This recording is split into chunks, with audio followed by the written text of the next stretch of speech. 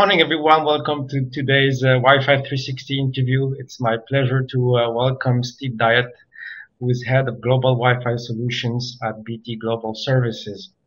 Good morning, Steve. How are you? I'm very well, Adelaide, and yourself? I'm great, thank you.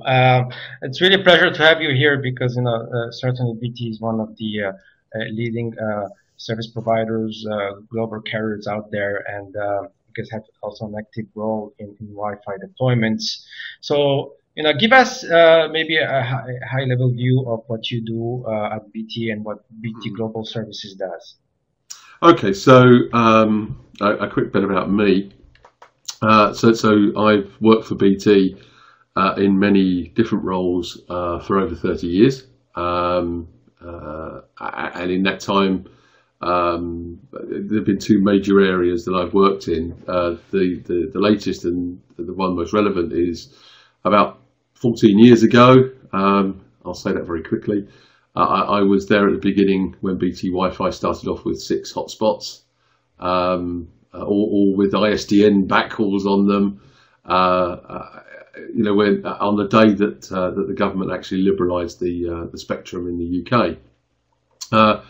When I left about 2 years or so ago, we had 5.5 million locations where we deploy hotspots in the UK and some of the other countries in Europe. I moved from there into Global Services, BT Global Services, which is one of the lines of businesses of BT. BT is broken down from its group level into consumer, which looks after BT consumer customers, BT business, which is the upper end of the small to medium enterprises, BT wholesale, which is the arm of BT that is regulated and looks after sales and products and services into other carriers in the UK. And open reach, which is effectively the assets, the copper assets, the poles and holes as it's termed inside the UK. And then that leaves you with Global Services, which is broken down into 2 sections. One is the large multinationals and corporates within inside of the UK, and the rest is our global work that we do. So it's a large organisation, a large group within inside of the overall organisation. It has presence in about 170 countries, and in doing so, we'll provide all sorts of services from cloud services to physical fibre and copper deployments. The area that I particularly work in is a part of Global Services called Global Telecom Markets. And Global Telecom Markets is effectively the wholesale arm of BT internationally. So we will provide services to other corporates and other service providers, such as voice interconnects. To then subsection that down, the part that I work in is looking at the value-added services, as it's termed. Working across IP Exchange, which is our IP backbone that is spans the globe. It's part of so Wi-Fi Roam, which is the secure roaming product that we'll be launching later this year, is part of a group of value-added services. High definition voice and LTE roaming are there as well, as is another product which is not shown on the diagram. Which is our signalling service. So we also run an SS7 signalling service, which we have done for about 25 years.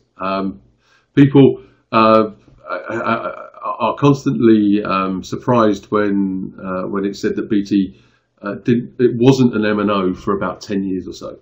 We sold off our MNO service that we had about 2001, and we're just in the process of buying our new MNO service now. And so you can start to see that there's a whole mobility picture within inside the UK, and there's another story that we're forming outside the UK, where we're going to start to offer, as mentioned, LTE roaming, and in particular Wi-Fi roam, which is the global roaming product that we have. Okay, excellent. Well, let's dive into the Wi-Fi roaming, which is really what our audience is interested in. And tell us, what problems are you trying to solve here? Well, as you mentioned before, BT is a leading exponent of Wi-Fi. We have one of the largest Wi-Fi networks in the world. We're also a founder member of the Wireless Broadband Alliance. We have representation and membership of places like the GSMA and the WFA, which is the Wi-Fi Alliance. And about two and a half years ago, we were considering what the next move that we should make in developing services for Wi-Fi. And one of the things that we've been very keen and conscious of, as well as very involved in, is the whole user experience, the whole how do you make this, when you're out and about, as simple as possible. So whether that's cellular roaming, which is what we're trying to do with LTE roam, or in this case, Wi-Fi roaming. And in Wi-Fi roaming, we actually think the time is right and it's current to try and make Wi-Fi much more like a cellular experience. So 2011, we did our first deployment of a protocol called 802.1x for a major mobile operator in the UK crossing over into the BT Wi-Fi network. And that user experience that was delivered was very good. So much so that people were actually making a physical decision to come onto the Wi-Fi to use it because it was so simple and secure to use that service. So we started to look at this and develop the service for international. And so Wi-Fi Roam was born, the idea behind it. The idea is that the Wi-Fi Roam hub would sit in the middle of the visited networks and the service providers, the MNOs in particular, and BT would facilitate the access onto not only BT Wi-Fi but other secure Wi-Fi networks. Yes, we will still look after legacy systems, smart clients and such like, because the rise of data is such that the explosion of data is being used by both mobile devices, SIM-based devices, and non-SIM devices as well. So we will support all of those, but we tend to go a little further. So one of the things we've going to develop in our first phase of our solution is that we will have the authentication back in from the Wi-Fi network, which is similar to current systems now, but we will be able to offer a range of authentication methods. And the main one, as you can see on the screen there, is not only radius, but we'll actually be able to offer MAP, SS7, SIGTRAN, signaling as well. So this allows a mobile operator to control the access onto the Wi-Fi network for their customers using existing equipment that they already have, GGSN and so on and so forth. This allows the entry into the Wi-Fi network, the barrier to entry to drop, because they don't necessarily have to buy a radius box. They don't necessarily have to buy a diameter box either, because we'll offer that as well.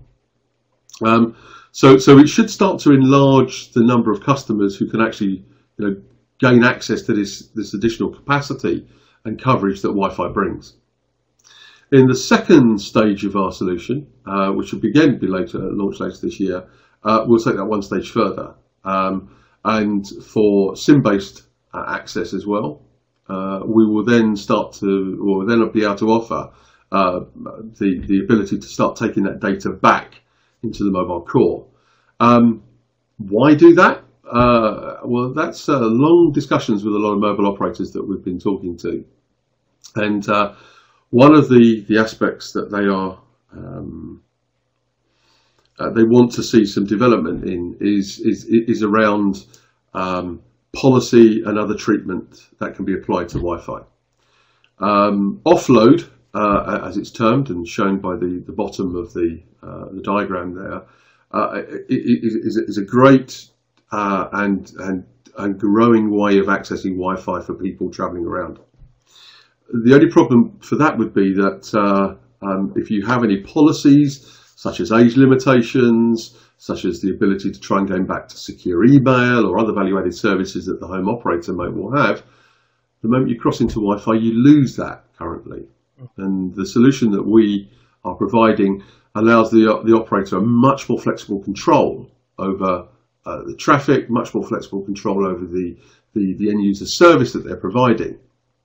So we're very keen, and certainly the people that we've been talking to at the moment are very interested indeed on not only this but the other developments that we've got coming on beyond this. The couple of stages that we've publicly said that we're going to do. Very quickly, this solution is not limited to MNOs, but also some of the cable operators that are very actively deploying Wi-Fi. Very quickly, like the Comcast and Cablevision and all these guys. Is to develop Wi-Fi as almost like another mobile operator for mobile operators and other people to work with. And I must say that our main focus is towards mobile operators, but it doesn't have to be. It could be application providers, it could be MSOs, it could be any communication partner that we want to work with, and that feels quite rightly that they have a need for their customers to access services and products that they provide.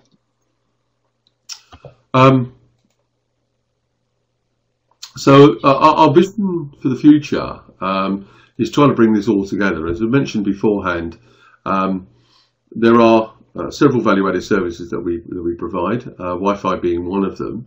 We also have launched recently our LTE roaming service, which is very similar along the lines of the fact is that it looks at signalling and also backhauling the data back into the mobile network.